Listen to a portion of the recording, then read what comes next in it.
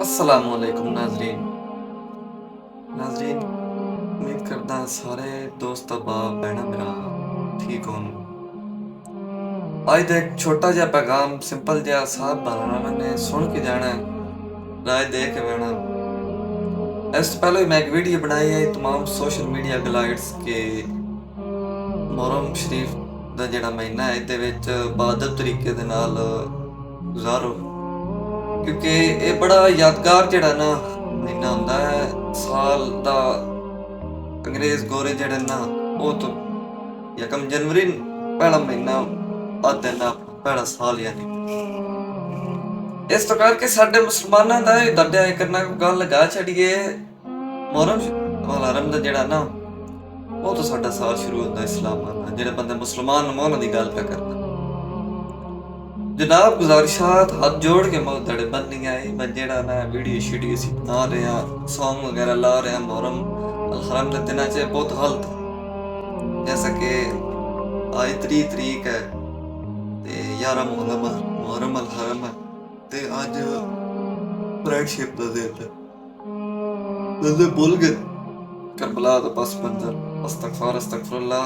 आज ये नहीं कि 10 मुहर्रम अल हरम चले गए थे करबला दा जेड़ा पस मंजर है यो खत्म हो गया है, जंग लगी रही है।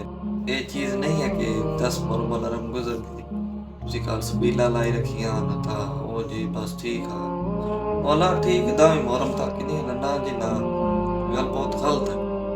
लिहाजा अदब तरीके नाल रमजान मुबारक दा बरकत महीना अल्लाह पाक दा 3 दिन हुंदा है रबीउल अव्वल। जैसा कि जो भी महीना ना महीना जिथे भी आ जावे ना वो तो तकरीबन 3 दिन असी पाबंद रहना ही होंदा 3 का दिन।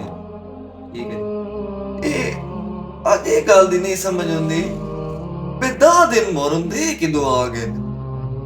उतले भी जेड़े नो त्रे मेरे रोजे हर गई खात नहीं साडे मुसलमान छड़दे ना गुजारिशात ही आई। ठीक है जी बा ये जेड़ा सॉन्ग जेड़े लग रहे ना बकायदा तस्वीरें वीडियो ते 11 तरीक दिन जेड़ा ना मेहरबानी करके मोहतात रहो। और ये मसला नहीं फोन ही वायरस बढ़ता जी।